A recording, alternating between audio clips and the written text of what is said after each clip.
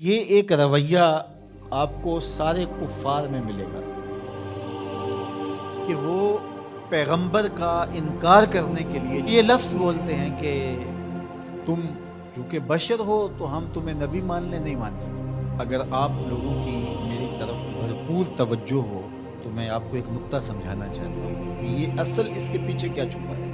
ذرا دیکھیے، ایک طرف وہ پیغمبر کو اس لیے نہیں مان رہے کہ بشر ہے اس لیے ہم کیوں مانیں، اور دوسری طرف انہی کفار کا رویہ یہ ہے کہ پتھر کی بے جان مورتی کو خدا مان رہے ہیں۔ ماننے پہ آ جائیں تو مٹی کے بنے ہوئے بت کو خدا مان لیں، نہ ماننے پہ آئیں تو خوبصورت انسان کو پیغمبر بھی نہ مانیں۔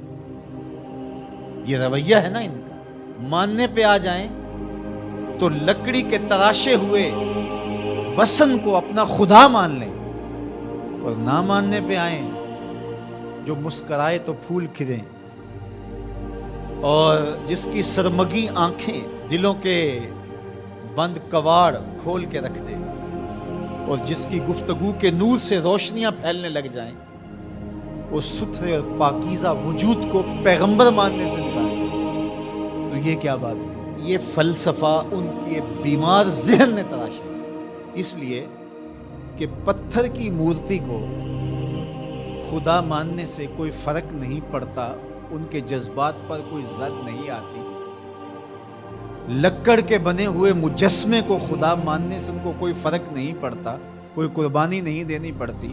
وہ پتھر کی مورتی، وہ آٹے کا بنا ہوا معبود باطل ان کی زندگی میں دخیل نہیں ہوتا، ان کو کسی کام سے روکتا نہیں ہے۔ وہ چوری کریں، وہ ڈاکہ کریں، وہ تکبر میں غرور میں بھرے ہوئے زندگی گزاریں، وہ کسی کا حق غصب کریں، کسی کا گھر لوٹیں، کسی کی عزت پہ حملہ آور ہوں، وہ ان پر کوئی قدغن نہیں لگاتا، اس لیے کہ وہ بے جان مجسمہ ہے۔ اس لیے اس کو ماننے میں ان کے نفس کو کوئی پرابلم نہیں ہے، اس لیے کہ وہ ان کے نفس پر شاک نہیں ہے۔ اور پیغمبر کو ماننے کا مطلب یہ ہے کہ پھر پیغمبر کی ماننا پڑے گی، اور پھر یہ بری عادتیں چھوڑنا پڑے گی، اس لیے ان کا نفس مانے ہوتا ہے پیغمبر کو ماننے سے۔ اور اگر آپ کی تھوڑی توجہ اور ہو تو میں ایک اور بات کرنا چاہوں گا کہ نانگے شاہ کو اور ملنگ دھڑنگ کو، سوٹا لگانے والے کو لوگ مان لیتے ہیں اور چکر لگاتے ہیں، اور ایک مسجد کے مولوی کے ساتھ وہ عقیدت نہیں رکھتے۔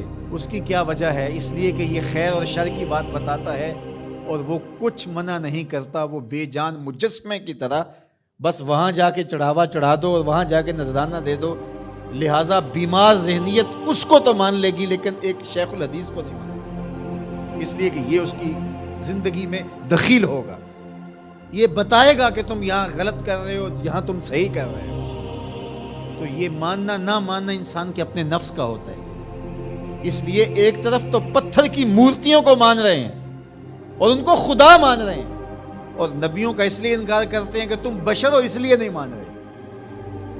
یعنی ہمارا کرائٹیریا یہ ہے، ہمارا معیار یہ ہے کہ ہم جو ہے وہ کسی بشر کو نبی نہیں مان سکتے۔ جب اتنا تمہارا معیار ہے تو پتھر کو خدا کیوں مان رہے ہو؟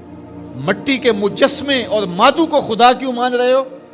تو اصل پیچھے بیمار ذہنیت ہے، اور وہ یہ کہ اس کو اس لیے مان رہے ہیں کہ وہ ان کی زندگی میں دخیل نہیں ہے، وہ ان کے اعمال پہ قدغن نہیں لگاتا، ان کو خیر اور شر کی تمیز نہیں بتاتا، ان کو برائی سے روکتا نہیں، ان کی بدکاریاں بھی چل رہی ہیں اور ان کے معبود باطل کے سامنے جو ہے وہ سجدے بھی چل رہے ہیں، وہ نہیں روکتا۔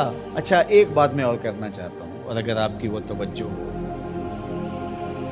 آج ہمارا رویہ بھی یہ ہو گیا ہے، ہم کہتے ہیں کلمہ بھی چلتا رہے اور باقی بھی زندگی اپنی مرضی کی چلتی ہے۔ یہ بھی ایک قسم کی بت پرستی ہے۔ قرآن مجید میں اس مضمون کو ذرا دیکھ لیجئے۔ افرأیت من اتخذ الہہ ہواہ، آپ نے اس شخص کو دیکھا اپنی خواہشات کو ہی اس نے اپنا معبود بنایا ہوا ہے۔ دین من مانی کا نام نہیں ہے، بلکہ یہ اپنے محبوب کے لیے اپنی خواہشات کو ترک کرنے کا نام، لیکن ہم اپنی خواہشات کے بندے ہیں، ہم دین بھی اپنی خواہشات کے مطابق اختیار کرتے ہیں۔ یہ ساری گفتگو کے نتیجے میں اس پہ ہم خود اپنے آپ پہ غور کر لیں کہ ہم کہاں کھڑے ہیں۔